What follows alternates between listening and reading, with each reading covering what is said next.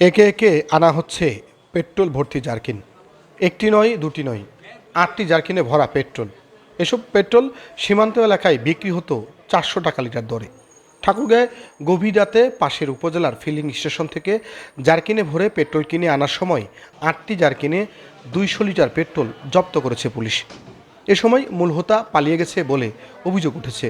Petrol সহ আটক হওয়া দুজন জানিয়েছেন, নেকমরদের একটি ফিলিং স্টেশন থেকে নিয়মিত এই পেট্রোল কিনে সীমান্তবর্তী এলাকা আমদানখোর ইউনিয়নের বিভিন্ন বাজারে বিক্রি করে আসছিলেন তারা।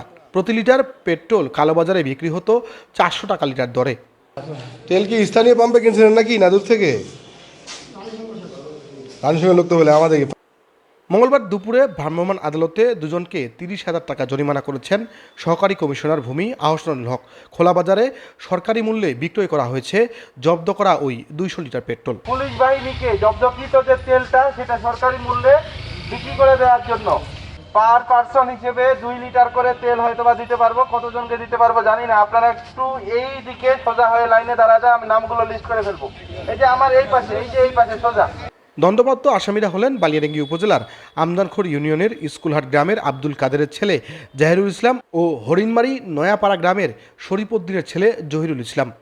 অবৈধ তেল মজুতকারীদের তথ্য দেওয়ার জন্য জনসাধারণকে আহ্বান জানান উপজেলা সহকারী কমিশনার ভূমি আহসানুল হক। এ ঘটনার পর থেকে কালীবাড়ি গ্রামের আব্দুল খালেক পলাতক রয়েছেন।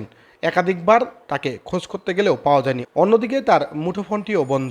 অভিযোগ রয়েছে এই পুরা চক্রের মূল হোতা আব্দুল খালেক। এর আগেও গত ৯ এপ্রিল উপজেলার ধনতলা ইউনিয়নের শিলপাটি গ্রাম থেকে বাড়িতে পেট্রোল মজুদ রেখে বেশি দামে বিক্রির অভিযোগে আব্দুস সামাদ নামে এক ব্যবসায়ীকে দণ্ড দেওয়া হয়। তার বাড়িতে ড্রাম থেকে ১২০ লিটার পেট্রোল জব্দ করে স্থানীয় প্রশাসন। ডেস্ক রিপোর্ট, উত্তরবঙ্গ সংবাদ, ঠাকুরগাঁও।